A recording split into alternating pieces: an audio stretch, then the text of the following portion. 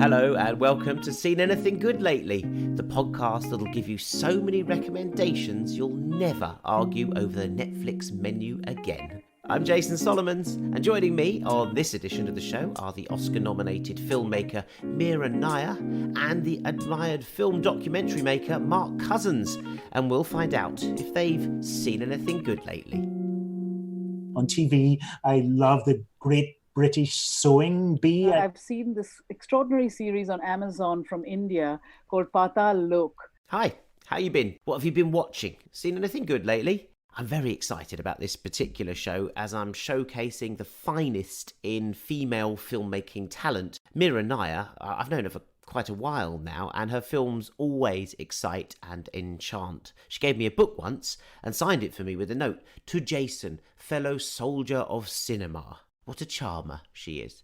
But that's always resonated, that message in there, and I've taken it to heart. You have to fight for the good movies, you know? You have to get them seen and heard, and you have to get their meaning across to the wider public. And it's the same now for great TV shows too. You've got to be a spy and pick out the right ones. So this show, I think, is really helping with that mission. That's the point of it, I reckon. And her new adaptation of A Suitable Boy is definitely one of the best. So really looking forward to hearing from Mira Nair about her work and what she's been watching. Mark Cousins is definitely a soldier of cinema. He's probably a major general or something like that. I don't know my ranks very well.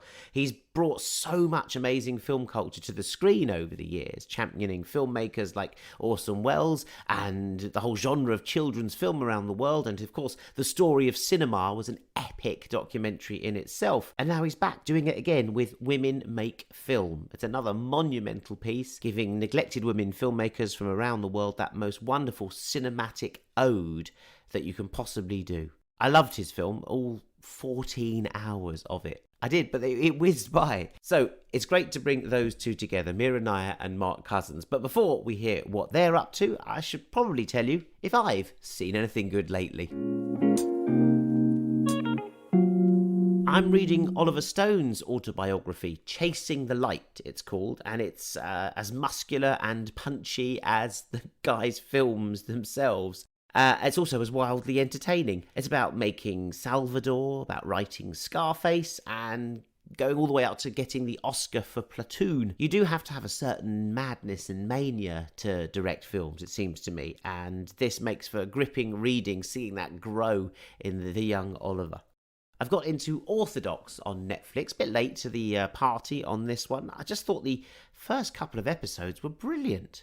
I'd heard some things about it, but I thought that it really takes you into that world of the Orthodox Jews in Williamsburg in Brooklyn and makes you feel all of the lead character Esti's fears. And what a performance from the actress playing Esti.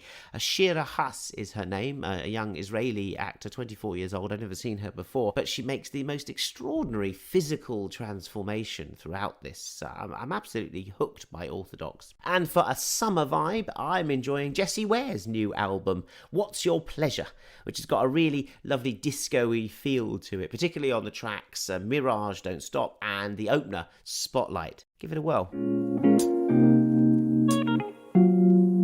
So that's what I've seen and heard lately. Now it's time to introduce my first guest for today's show. Mira Nair is one of the world's leading filmmakers. Simple.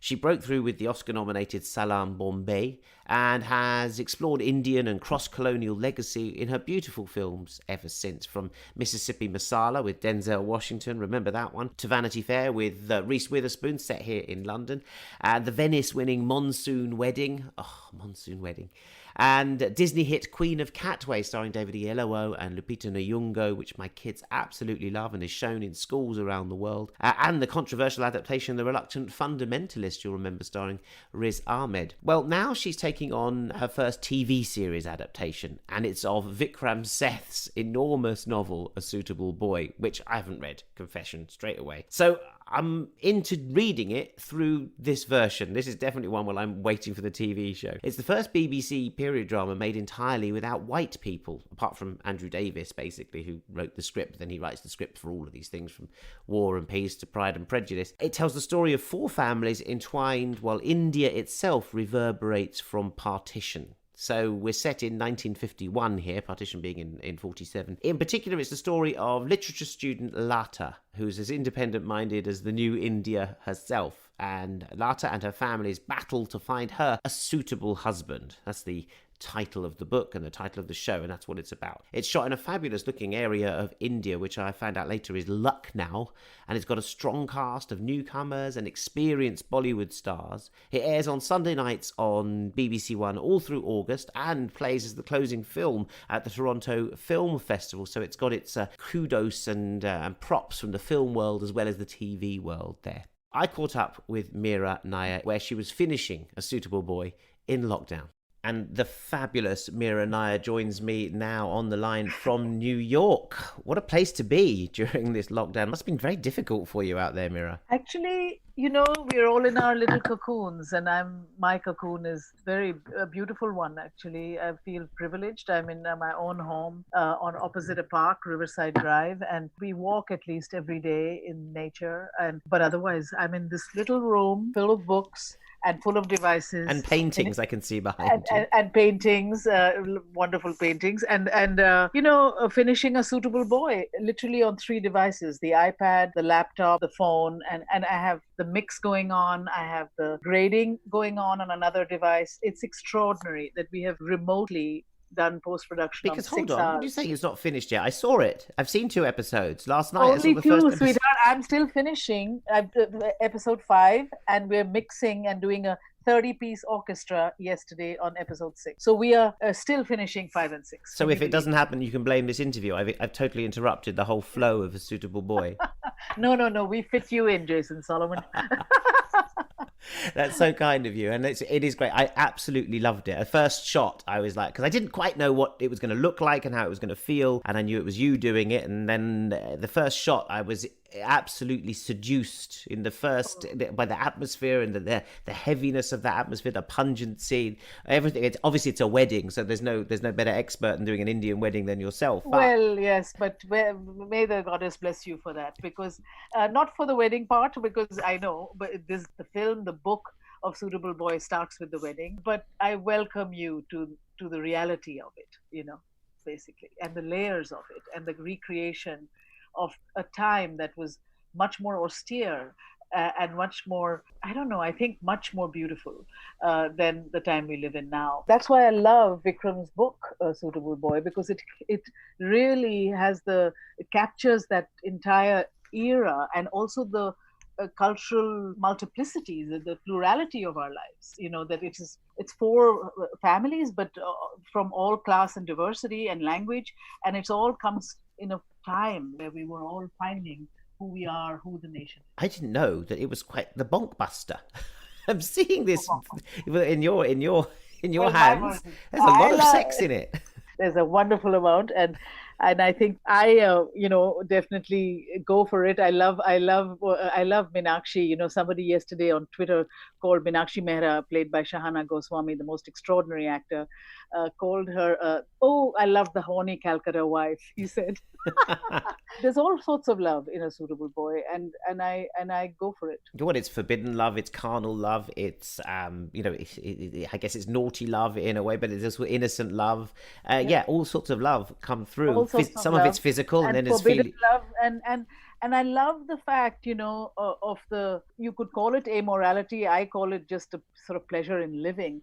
That that Meenakshi, she comes from she's what we used to call the Bengali bombshells. The Bengal. I mean, I grew up in Calcutta, and my God, the Bengali women and their sensuality and desperate, incredible intelligence, and all that mixed in. They would wear these extraordinarily glam clothes and below the navel saris. And so would you. You were one of them, weren't you? A dancer. No, man, I never had the navel to expose. I was just a Punjabi belly all the way.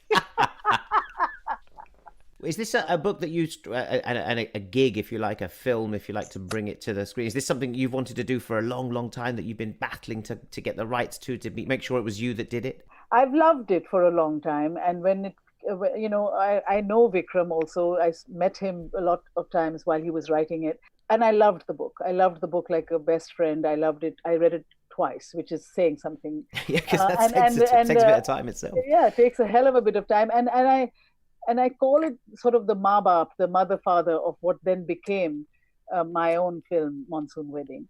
But after that, there were some attempts to make Suitable Boy, but I wasn't part of the desperate attempt at all. I just did my own work for the next 20 years.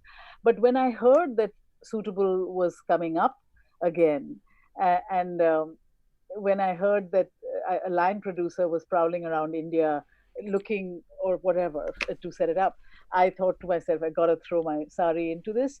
I got to anything but a gora to do this. I have to do it, and I very quickly was doing it because they were very happy that I was interested, and started immediately at work. Is this your first TV series? I suppose I don't know. I don't know what the difference is anymore. Maybe you can tell me. This is your first. Let's say it's a BBC. It's a Netflix thing. It is my first TV series.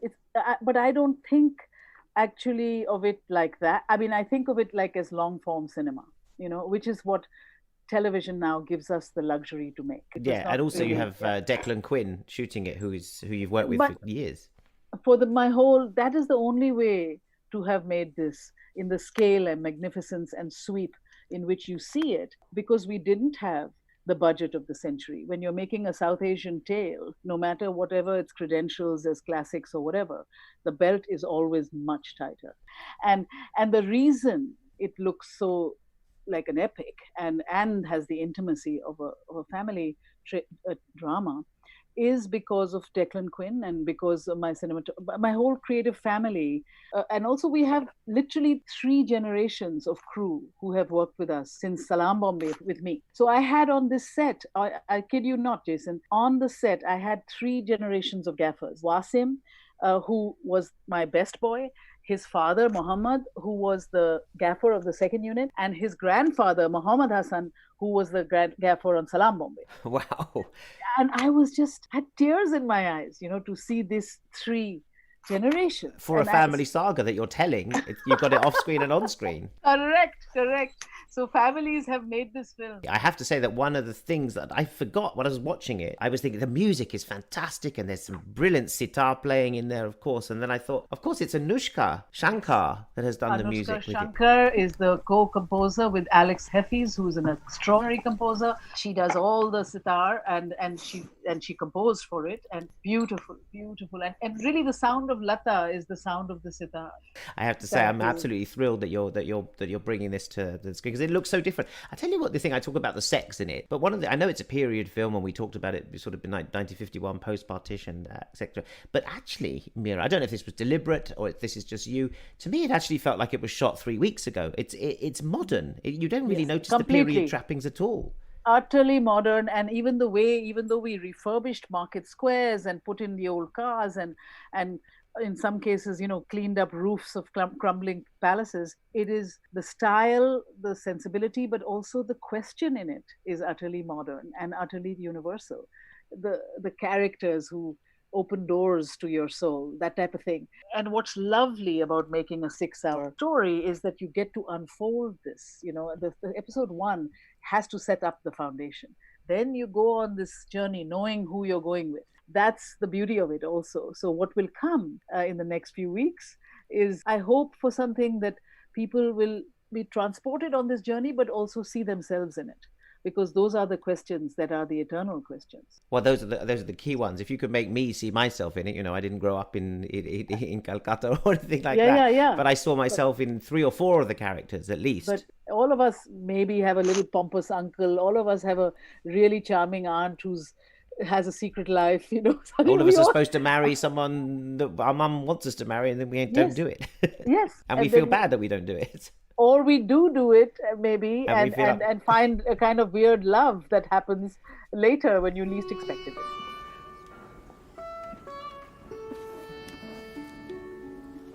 I see you're interested in mathematics and poetry. That's unusual. Is that so? That maths textbook. It's pretty advanced stuff. My father's a maths professor at the university. Oh, actually, I'm not really interested in maths at all. Wonderful. Nor am I. I'm in the history department. I must go now. My friend is waiting for me. I suppose I've been disturbing you. No. In that case, may I ask your name? Lata. Aren't you going to ask me mine? No. I'm going to have to ask you the question I have to ask everybody, Mira Okay. Nair, is have you seen anything good lately? You know, I have. I've seen this extraordinary series on Amazon from India called Pataal Lok, which translates as Hell People, and it's a few hours long, and it's really about a washed-out policeman played absolutely marvelously by this actor Pehlawat, and who goes through small-town cop life until he gets an extraordinarily big and glamorous case of a TV anchor who has been put on a hit list. And in his discovery of like the Patal Lok means hell people from the lower classes, they call themselves just, but it's a discovery, it's a sort of investigation of the middle class and the upper middle class. And it is a remarkable slice of very beautifully perceived, astutely seen modern urban life. And I really recommend it. Are we getting And good stuff like that coming out of India? this would be, I would say, for me, the best. But there's a lot of stuff coming out of India, but and it's wonderful to be coming out. But sometimes, what I love about Patal Lok is its rigor of storytelling, and it's in the performances and the writing. It's all has this rigor that you don't often see. That's a fantastic recommendation. And what about movies? I know you've been obviously stuck in a mega edit and making a theatrical, but obviously in the movie world we love you ever. Have you been catching up with movies? Have you seen anything new movies? It's not been easy, obviously in lockdown. You know, I must say that I'm making a 6-hour movie, and I watch the screens for more than 10 to 11 hours a day, and my eyes do not need more at the end of the night. So I'm not really watching a lot of films. Sadly, I'm longing for it. In about 10 days, when I'm done, I will. I'm collecting a list. What of would things be I on your should list see. then? Because obviously we so much has happened, but sometimes there are films that you turn to as a relaxation, as a balm, like you're putting on a favorite album sometimes. Well, the Criterion Channel is my go-to, and I go like if I'm in the mood for Hal Ashby, I can dip right into Hal Ashby, which I am intending to do because he just makes the world work for me on the screen. But these days, what have I been watching? I've been dying to see My 20th Century, which is an older film that I loved once. Oh, I don't know that one. Yeah, I don't pronounce her name, the name of the director, but it's a wonderful film that I loved, and it's on the Orient Express, I think, and I loved it, and I want to see that again. But I have been really not seeing more than bringing out my own, but I will. It's the series. That's what happens. You just see what's on in this state of exhaustion. You just see what's on television sometimes. Yeah, I could ask you what would be inspirational films for making a suitable boy or for setting people up to watch a suitable boy. But obviously, A Monsoon Wedding would be one of them, and you've obviously been immersed in that because you've been bringing that to the stage as well. Well, no, A Monsoon Wedding would be one of them, but also. The Leopard, the Visconti. What a film. great comparison. It's a great for me that the stateliness of that dying aristocracy. It's very much a part of how we brought that type of sweep and fluidity to shooting A Suitable Boy. I always, because I work with a lot of new people, newcomers, first-time people on screen, but also first-time people with the crew, and I rely so much on layering with real people all the way. Like every major house in A Suitable Boy, I cast the servants that had always worked there for 15 years, 20 years in each house, and they taught me how the movement and the sort of rootedness with which they operated for me spoke volumes. So it was like that in every frame.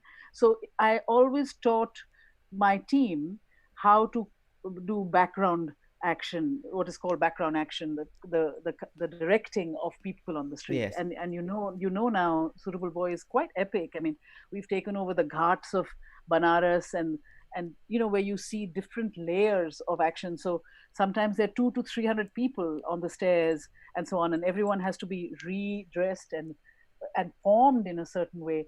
So I always show them La Dolce Vita, I always show them like how to make the background feel like the foreground, in terms of the veracity of it, and in terms of just the delight of it, frankly.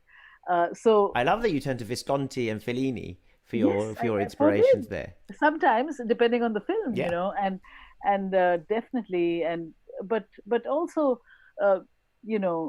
for me, it's photography. Looking at the images of Raghu Rai or Cartier-Bresson or Dayanita Singh, or the people of that time also who shot in 1951 and the 50s. For me, the images of that time were a big way of inspiring the look and of what we did in Suitable Boy.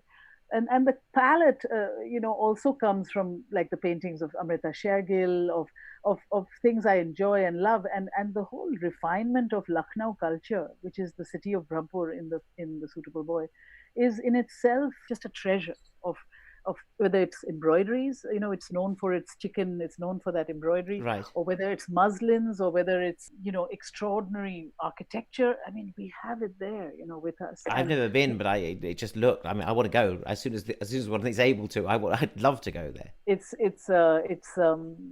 really an extraordinary place, and we found pockets of it that we could then bring back to life again, and the next thing we knew, like the house that we had worked so hard to bring back was sold to the income tax offices for the next month, and it was going to be razed to the ground. It's like that. We are catching Lucknow also in the cusp of sadly totally changing, but we managed, and it was an enormous labor of love, and I think, and I'm happy to say, not one shot was made in Manchester. And also, love also comes through in almost every frame. So Thank you, Jason. That's definitely what I can say Thank to you. you. Just as a parting message, obviously it's a story about another time, but we always reflect the current times when you do period films. The best period films Yes. reflect the times they're made in. And I say to you, it feels very modern. Not only are there divisions rippling on now in India itself, but in the world.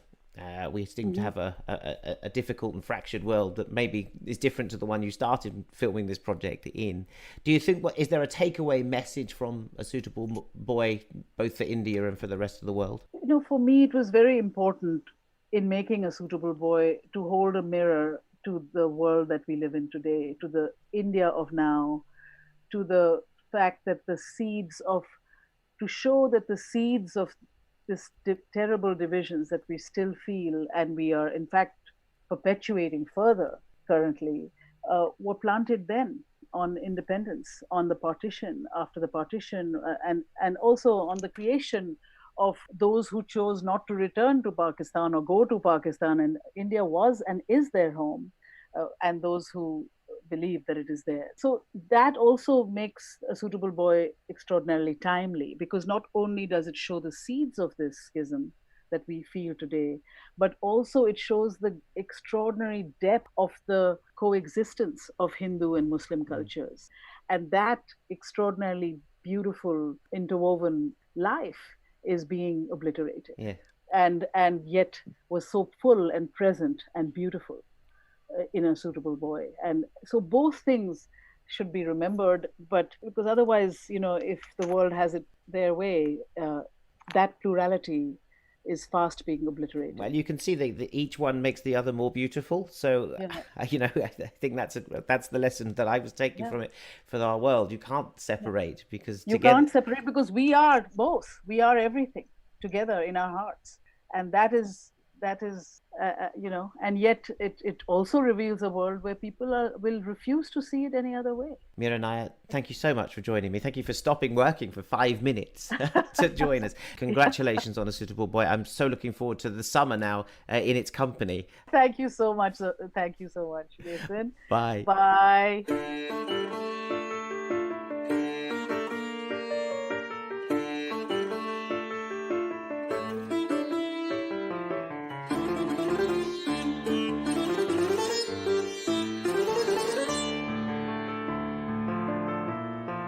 There was Anushka Shankar, who did the music for A Suitable Boy. That's her playing Indian Summer.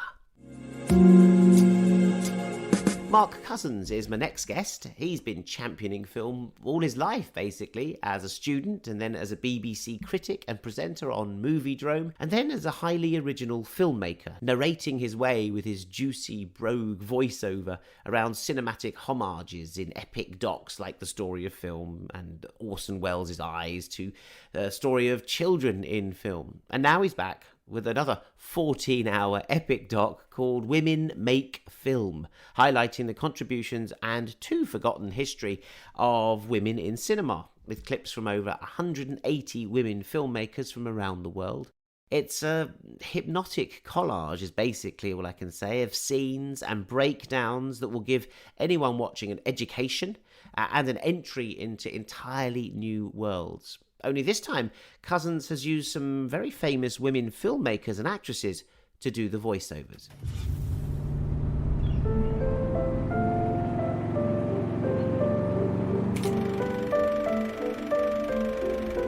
Most films have been directed by men. Most of the recognized so-called movie classics were directed by men. For 13 decades, and on all 6 filmmaking continents, thousands of women have been directing films too. Some of the best films. What movies did they make? What techniques did they use? What can we learn about cinema from them? Tilda Swinton there, one of Mark's regular collaborators and friends, and a great storyteller herself, narrating Mark's script for Women Make Film. So, of course, I began by asking Mark how he chose such a stellar lineup of women to tell the tale of Women Make Film. I really was looking for women with real credibility who had made great choices and who also, didn't buy into some of the gender stereotypes and things. And so we got people like Jane Fonda and Tandy Newton and Sharmila Tagore and Kerry Fox and Adjua Ando.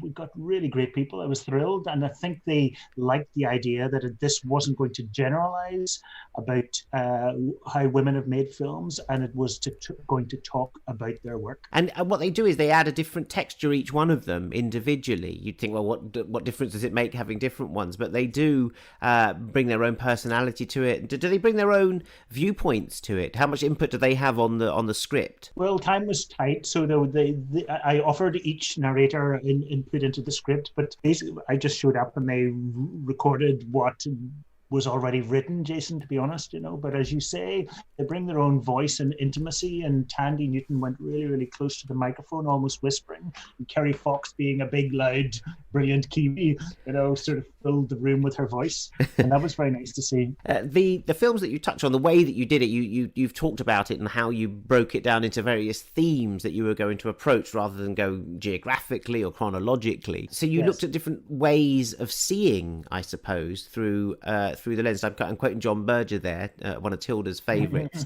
But you're also occupied with the male gaze, because you talk about female film critics like Laura Mulvey who changed the way that perhaps we should be looking at film. When you've done 14 hours gazing through a female lens, do you look at the world a bit differently now, Mark? It's a very good question. I not once in the whole 14 hours do we use the phrase male gaze or female gaze, because I think that I love Laura Mulvey. I love those people who really challenged the masculinity of cinema, but that was a blunt instrument, Jason. And I think that the more I watched, the less I was prepared to generalize. I think maybe the best war film ever made was made by a woman. And so many times people said, to me, oh, women make great films about relationships or about children, and when you really look, when you watch loads of this stuff, women make films about anything and everything. What has changed me is that I feel as if my eyes have been opened even more to the brilliance of cinema. Well, I'm discovering countless films that, as a film critic of 20 plus years, I perhaps should have known, but I didn't know at all. I presume I'm not alone in that, and I'm hoping that you discovered people that you didn't know as well. Yeah, no, that's right. And I think that, it's not about making people feel guilty that they haven't heard of these great filmmakers whose names are not familiar, like Malvina Ursianu or Binka Jeleskova or Kinyo Tanaka or the many women that we've revealed. It's more kind of affirmative than that, Jason. It's about we're all part of the problem, but we're all movie lovers, and therefore we can all celebrate this stuff. There are some, in terms of the popular films, or one with well-known films, they're reminding me that they were, in fact, directed by women. I'd forgotten Wayne's World was, in fact, directed by a woman. I know. I think lots of people would be surprised by that, because Wayne's World is so much about teenage boys, isn't it? Yeah. Or pretendy teenage boys. And yet it was directed by a woman. And I love that. And I love the transgression of that. And as you know, Jason, when we look through film history, there are lots of great women making films about men and lots of great men making films about women. Think of Pedro Almodovar, think of Terry Davis, think of Imamura in Japan, and I love, cinema is the art form without boundaries, and you can see that in a film like Wayne's World. In all the sort of categories that you do talk about, which go from love and death and courage and reveal and comedy and opening shots and tension, all of those categories, was there one that did have a particular female slant that female filmmakers did differently to how you'd expect it? I'm thinking of sex, not just in general, yes, but in particular here, or somewhere like that.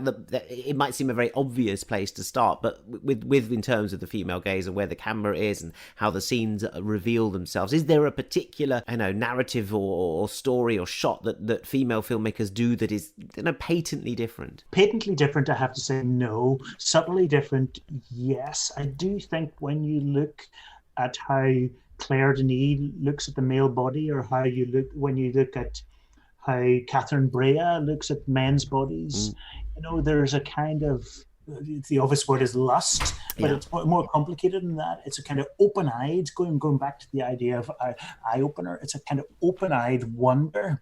When you film a body which isn't yours, and by definition these women do not have male bodies, then you can see a sense of discovery, almost like a kind of virgin territory. And so yes, you can say that that's new, but it's not that's different, but it's not hugely different from the way men film bodies either. Mark, have you seen anything good lately, apart from 14 hours of your own documentary? Well, I've got very sort of high-low taste, Catholic taste, so I've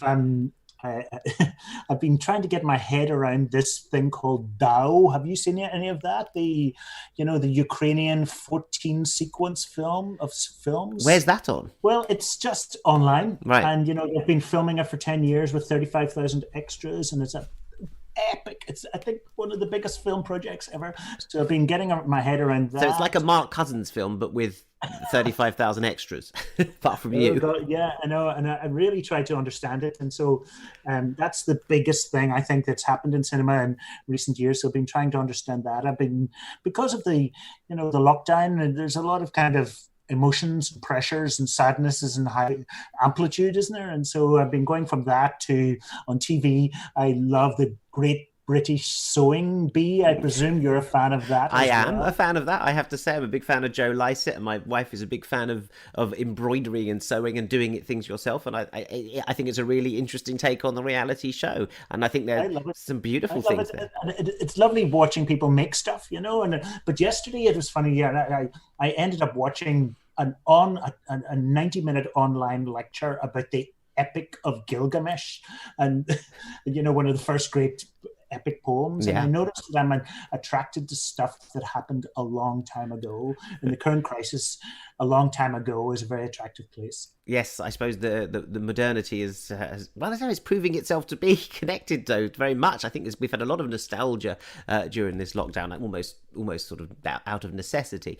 Have you been reading stuff and listening to stuff as well as watching stuff, Mark? Yeah, I mean, I'm in the middle of this book called Ideas, a History.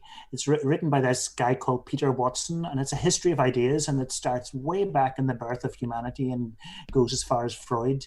And it's 1,000 pages or something, and I'm just loving it. Again, it's nourishing and intense, and he's a beautiful writer, so I'm loving it. I don't know Peter Watson. No, I shall discover that first book of his that I've read, but I just, and I fall asleep a lot at the moment. It could be because of my advanced age, or because of, a lot of people are talking about lethargy, so I only get through 10 pages a day, but I can't wait to get to those 10 pages. Oh, what a treat, Peter Watson. And in terms of music, I know you're a music fan and you dip in and out, and again, quite Catholic in your taste. Have you been turning to anything musically? I have. Everything that I've been listening to musically has been related to work. My editor and I have found a way of editing remotely, so we're working every day, and so everything I listen to is for work purposes. And so the great DJ and composer David Holmes, for example, I've been listening to his music recently. But he scored a film. He did a film of yours in Belfast, didn't he? That's right. Did music to he that. wrote the music for that, a film I did called I Am Belfast, and he's very kindly provided music for the new film that I've made about a film producer that you and I both know, Jeremy Thomas, and so David has provided the music for that. Oh, wonderful. I'm looking forward to that. Well, Jeremy's a big music fan as well, introducing us to Sakamoto, for example. When he did Merry Christmas, Mr. Lawrence, and of course, and it's been Mark Cousins. And Women Make Film is out on DVD and Blu-ray, and you can find it online on BFI Player, and it's a monumental and yet hugely enjoyable production. Mark, congratulations on that, and thanks very much for joining me. Pleasure, Jason. What a lineup. Mira Nair and Mark Cousins, women making film here on Seen Anything Good Lately. And, of course, letting us in on some fantastic recommendations. It's really what the best in the business watch when they're not working. Thanks for listening today, and I'll be back with another Seen Anything Good Lately next week, of course, with singer Zara McFarlane and comedian and author Ian Stone. Before then, let me know if you've seen anything good lately by emailing saggle@jasonsolomons.com. I look forward to reading all your comments and your recommendations. See you soon. Bye.